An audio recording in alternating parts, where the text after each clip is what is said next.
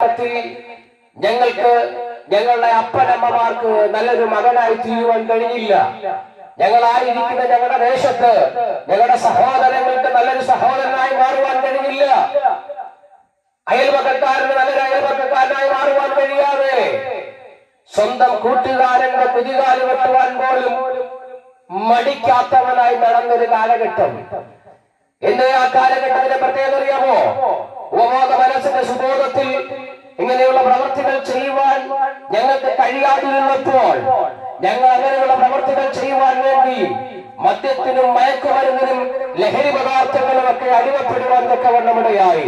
അവരുടെ സ്വസ്ഥതയെ നശിപ്പിക്കുവാൻ ലോകത്തെ മുച്ചോട് പിടിക്കുന്ന മദ്യവും മയക്കുമരുന്നും അതുപോലെയുള്ള ലഹരി പദാർത്ഥങ്ങളൊക്കെ അടിമപ്പെട്ട് ലോകത്തിൽ താന്തോന്നികളായി ജീവിച്ചിരുന്ന ഒരു കാലഘട്ടം.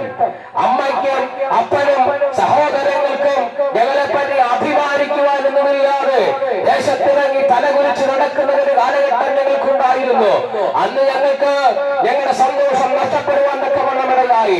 ഞങ്ങൾ കരുതിയിരുന്ന മദ്യവും മയക്കുമരുന്നും ലഹരി പദാർത്ഥങ്ങളുമൊക്കെ ഞങ്ങൾക്ക് സന്തോഷവും സമാധാനവും അന്ന് ലോകത്തിൽ എന്നേക്കും ജീവിക്കാമെന്നുള്ള കരുതൽ എന്നുള്ള ചിന്ത ഞങ്ങളെ വല്ലാതെ ഭരിച്ചു നടത്തിയപ്പോൾ ആ ചിന്തകളൊക്കെ അസ്ഥാനത്താക്കിക്കൊണ്ട് ഞങ്ങളുടെ ജീവിതം പതുക്കെ പതുക്കെ പതുക്കെ ഇരുട്ടിലേക്ക് മറയുവാൻ തക്കവണ്ണമിടയായി.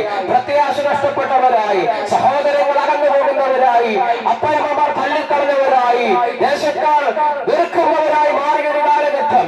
അങ്ങനെ ഒരു കാലഘട്ടത്തിൽ ഞങ്ങൾ ജീവിച്ചിരുന്നപ്പോൾ ഞങ്ങളുടെ ജീവിതത്തിന് വെളിച്ചവും പ്രകാശവും തന്ന് ഇന്ന് ഈ വൈകിയ വേളയിൽ ഈ ദേശത്ത് നിന്നുകൊണ്ട് നിങ്ങളോട് സംസാരിക്കുവാൻ പ്രാപ്തന്മാരാക്കിയത് ഞങ്ങൾ ഇന്ന് പകൽക്കാലം ഇവിടെ അറിയിക്കുന്ന സുവിശേഷമത്രേ. അതുകൊണ്ട് ഞങ്ങൾ പറയാം, സുവിശേഷത്തെ പറ്റി ഞങ്ങൾക്ക് ലജ്ജയില്ല. ലജ്ജ കൂടാതെ ദേശത്തോട് പറയാം, ദേശമേൽക്കുന്ന സുവിശേഷത്തിനല്ലാതെ ജനത്തിന് മാറ്റം വരുത്തുവാൻ കഴിയത്തില്ല. മനുഷ്യന്റെ മനസ്സിന് മാറ്റുവാൻ കഴിയുന്ന ഏക സന്ദേശമാണ് യേശുക്രിസ്തു എന്ന സന്ദേശം. എന്താ കാര്യം അറിയാമോ? അതിന് പ്രകാരം പറയുന്ന മറ്റൊരിടത്തിലും രക്ഷയില്ല.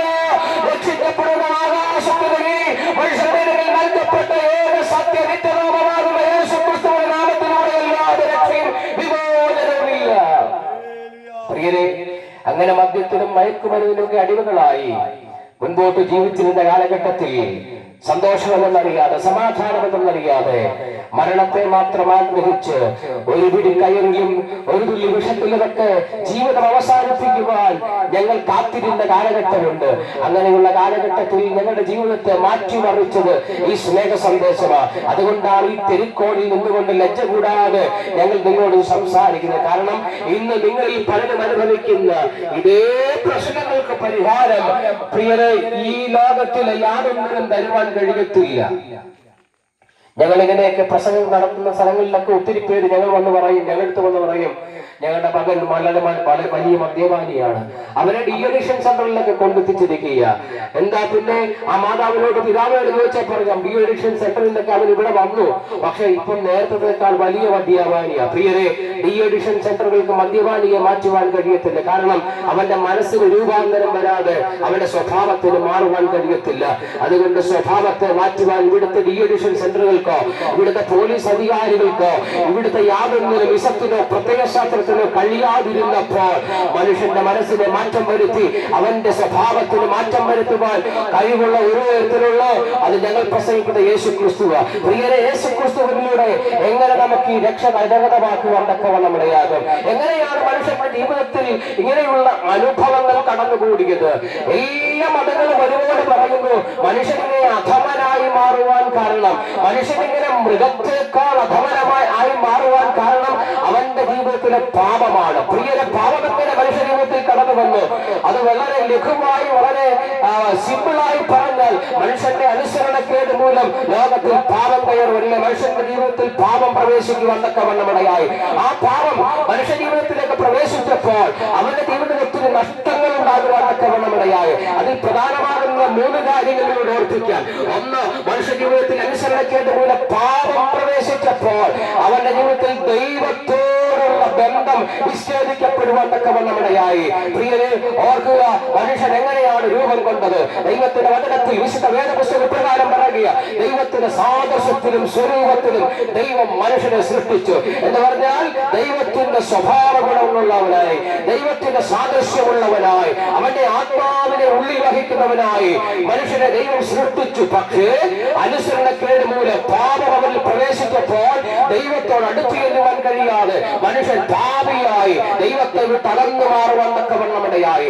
രണ്ട്, ഇങ്ങനെ പാപം അവന് പ്രവേശിച്ചത് കൊണ്ട് അവനിൽ നിത്യജീവൻ നഷ്ടപ്പെട്ടു എന്ന് പറഞ്ഞാൽ മരണമില്ലാതെ ജീവിക്കുന്ന മനുഷ്യൻ മരണത്തിനടിമകളായി മാറുവാൻ തക്കവണ്ണമിടയായി. നിത്യ മരണമാകുന്ന അന്ത്യന്യായവിധിക്ക് വേണ്ടി മനുഷ്യൻ വീഴ്ത്തപ്പെടുവാൻ തക്കവണ്ണമിടയായി. അത് മാത്രമല്ല അത് മൂന്നാമതായി അവന്റെ ജീവിതത്തിൽ എന്തെങ്കിലും സമാധാനം നഷ്ടപ്പെടുവാൻ തക്കവണ്ണമിടയായി. പ്രിയരെ, ഈ മൂന്ന് കാര്യങ്ങളും എടുത്തു പറയേണ്ടതാണെങ്കിലും അതിലേറ്റവും ഇക്കാലഘട്ടത്തിൽ അനുയോജ്യമാകുന്ന ഒരു പദം നിങ്ങളോട് പറഞ്ഞ് ഇത് ഈ ലഘു സന്ദേശങ്ങളോടെ പര്യവസാനിപ്പിക്കുവാൻ ആഗ്രഹിക്കുക.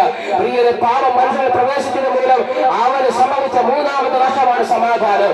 അത് ഇന്നും കാത്തുകൊണ്ട് അതിനെ അന്വേഷിച്ചുകൊണ്ട് നടക്കുന്ന ഒരു കൂട്ടം മനുഷ്യരെ നമുക്ക് കാണുവാൻ തക്കവണ്ണമിടയാകും. പ്രിയരെ, നമ്മുടെ ലോകത്തിൽ നമ്മുടെ ലോകരാഷ്ട്രങ്ങളിലെ തലവന്മാർ ഇന്നും ചർച്ച ചെയ്യുന്ന ഒരു കാര്യമാണ് സമാധാനം. നമുക്കറിയാം, ലോകത്തിൽ യുദ്ധങ്ങളും യുദ്ധശ്രുതികളും ഒക്കെ കേട്ടുകൊണ്ടിരിക്കുമ്പോൾ അതിന്റെ നേതാക്കന്മാർ തമ്മിൽ സമാധാന സന്ധിക്കുള്ള ചർച്ചകൾ നടന്നുകൊണ്ടിരിക്കുക. പക്ഷേ നിങ്ങൾ നോക്കിയേ, ഇന്ന് തുടങ്ങിയ സമാധാന സന്ധിയാണ്. ഇന്ന് വരെ അതുകൊണ്ട് അന്ത്യം കണ്ടെത്തുവാൻ കഴിഞ്ഞിട്ടില്ല. അങ്ങനെ ലോകരാഷ്ട്രങ്ങളായിക്കൊള്ളട്ടെ, നമ്മുടെ സംസ്ഥാനമായിക്കൊള്ളട്ടെ, സംസ്ഥാനത്തിലെ നമ്മുടെ ജില്ലയായിക്കൊള്ളട്ടെ, നമ്മുടെ പഞ്ചായത്തായിക്കൊള്ളട്ടെ, പഞ്ചായത്തിൽ നമ്മുടെ കൊച്ചു വീടായിക്കൊള്ളട്ടെ, ആ വീട്ടിലും ഇന്ന് സമാധാനമില്ലാതെ സമാധാനത്തിന് വേണ്ടി നെട്ടോട്ടം ഓടുന്ന ഒരു മനുഷ്യരെ നമുക്ക് കാണുവാൻ തക്കവണ്ണമിടയാകും. എന്തുകൊണ്ട് സമാധാനം നഷ്ടപ്പെട്ടെന്ന് ചോദിച്ചാൽ പാപമെന്ന വലിയ പ്രശ്നം മനുഷ്യ ജീവിതത്തിലേക്ക് പ്രവേശിച്ചപ്പോൾ മനുഷ്യൻ സമാധാനം നഷ്ടപ്പെട്ടവനായി തീർന്നു. ഈ സമാധാനം ഒന്ന് തിരികെ പ്രാപിക്കണമെന്ന് കരുതിയാണ് മനുഷ്യൻ ഇന്നത്തെ ഈ കാലഘട്ടത്തിൽ നമ്മൾ കണ്ടുകൊണ്ടിരിക്കുന്ന മദ്യവും മയക്കുമരുന്നും മറ്റ് ലാസലഹരികളുമൊക്കെ ഉപയോഗിച്ചുകൊണ്ട് മുൻപോട്ട് പോകുന്നത്. പ്രിയരെ, ഇതിന് സമാധാനം തരുവാൻ കഴിയുമോ? ഇല്ല. പണമുണ്ടാകുന്നതിൽ സമാധാനം ഉണ്ടാകുമെന്ന് ചിന്തിക്കുന്ന ഒട്ടനേകം പേരുണ്ട്. എന്നാൽ പണമുണ്ടായാൽ സമാധാനം ലഭ്യമാകാൻ കഴിയുമോ? ഒരിക്കലുമില്ല. പണം കൊടുത്ത് മേടിക്കുവാൻ കഴിയുന്നതല്ല സമാധാനം, മറിച്ച് സമാധാനം ദൈവം തരേണ്ടതാ. അതുകൊണ്ട് ദൈവം എങ്ങനെ സമാധാനം നൽകുവാൻ തക്കവണ്ണമിടയാകും? ആ ദൈവത്തിന്റെ അടുക്കലേക്ക് നഷ്ടപ്പെട്ടു പോയെടുത്ത് വീട് കിടക്കുന്നിടത്ത് ദൈവസേനയിലേക്ക് മടങ്ങി ചെല്ലുവാൻ തക്കവണ്ണമിടയാകണം. അങ്ങനെ എങ്ങനെ ദൈവസേനയിലേക്ക് ചെല്ലുവാൻ കഴിയും? പാപിയായ ഒരു മനുഷ്യന് ദൈവത്തോട് അടുക്കുവാൻ കഴിയാതിരിക്കുമ്പോ അവന്റെ പാപത്തെ മാറ്റുവാൻ വേണ്ടി ഉലകത്തിലേക്ക് ഇറങ്ങി വന്നവന്റെ പേരാണ് യേശുക്രിസ്തു. പ്രിയരെ, ഇന്ന് പകൽക്കാലം ഞങ്ങളെ കേൾക്കുന്ന പ്രിയരോട് വിളിച്ചു പറയാ, പാപത്തിന്റെ വരവിൽ കിടന്നുകൊണ്ട് നേർച്ച കാത്ത് നടന്നു നടത്തി നമ്മൾ പാപത്തിന് പരിഹാരം വരുത്തുക നോക്കിയിട്ടൊന്നും കഴിയാതിരുന്നെങ്കിൽ ഇന്ന് പകൽക്കാലം വിശുദ്ധ വേദപുസ്തകം വിളിച്ചു പറയുന്നു, രക്തം ജനിച്ചില്ലാതെ വിമോചനമില്ല. അതിലേക്ക് പാപമീരാത്തിന് രക്തം ചൊരിയപ്പെടേണ്ടത് ഏറ്റവും അത്യാവശ്യമായതുകൊണ്ട് ഇന്ന് 2026 വർഷങ്ങൾക്ക് മുൻപ് മാനവകുലത്തിന്റെ പാപത്തിന് പരിഹാരത്തിന് വേണ്ടി സ്വർലോകങ്ങളെ വിളിഞ്ഞ് ഭൂമിയിലേക്ക് ഇറങ്ങി വന്ന ഒരു ദൈവമത്രേ യേശുക്രിസ്തു. യേശുക്രിസ്തു കേവലം ഒരു മനുഷ്യനല്ല. യേശുക്രിസ്തു കേവലം ഒരു ഗുരു മാത്രമല്ല. യേശുക്രിസ്തു ഒരു തന്ത്രജ്ഞാനി മാത്രമല്ല. യേശുക്രിസ്തു ഒരു ചരിത്ര പുരുഷൻ മാത്രമല്ല. യേശുക്രിസ്തു സാക്ഷാൽ ദൈവമത്രേ. അപ്പോൾ ചോദിക്കാം, ദൈവത്തിന് എന്തിനാ മനുഷ്യനായി ഇറങ്ങി വരേണ്ട കാര്യം? പ്രിയരെ, ഓർമ്മാക്കുക, വിശുദ്ധ വേദപുസ്തകം വിളിച്ചു പറയുകയാണ്, അവന്റെ മക്കൾ ജനരക്തങ്ങളോട് കൂടിയുള്ളവരായതുകൊണ്ട്, ഞാനും നിങ്ങളും ജനരക്തങ്ങളോട് കൂടിയുള്ളവരായതുകൊണ്ട് നമ്മുടെ പാപങ്ങൾ പരിഹരിക്കപ്പെടുവാൻ വേണ്ടി അവൻ ജനരക്തങ്ങളോട് കൂടിയുള്ളവനായി. പക്ഷേ അവന്റെ രക്തത്തിൽ പാപമില്ലായിരുന്നു, അവനിൽ പാപമില്ലായിരുന്നു. അവനെ ക്രൂശിക്കുവാൻ കൊണ്ടുപോയപ്പോൾ 5 കോടതികളിൽ 7 പ്രാവശ്യം മാറി വിസ്തരിച്ചപ്പോഴും അതിലെ ന്യായാധിപന്മാർ ഒരുപോലെ പറഞ്ഞു, ഇവരിൽ പാപമില്ല, ഇവരിൽ കുറ്റമില്ല എന്ന് പറഞ്ഞ് കുറ്റമില്ലാത്ത രക്തമായിരുന്നു യേശുക്രിസ്തുവിന്റെ ചരിത്രം തെളിയിച്ചു പറയുമ്പോൾ ഇന്ന് പകൽക്കാലം ആ കുറ്റമില്ലാത്ത രക്തം നമുക്ക് വേണ്ടി കാൽവരിയിൽ ഒഴുക്കപ്പെടുവാൻ തക്കവണ്ണമിടയായി. അവസാനത്തുള്ളിൽ രക്തം വരെ എനിക്കും നിങ്ങൾക്കും വേണ്ടി ഊറ്റി തന്നു. എന്തിനു വേണ്ടി ചോദിച്ചാൽ വിശുദ്ധ വേദപുസ്തകം പറയുക, അവന്റെ പുത്രനാകുന്ന യേശുക്രിസ്തുവിന്റെ രക്തം നിങ്ങളുടെ സകല പാപവും പോക്കി നിങ്ങളെ സൗഖ്യമുള്ളവരാക്കി മാറ്റുവാൻ,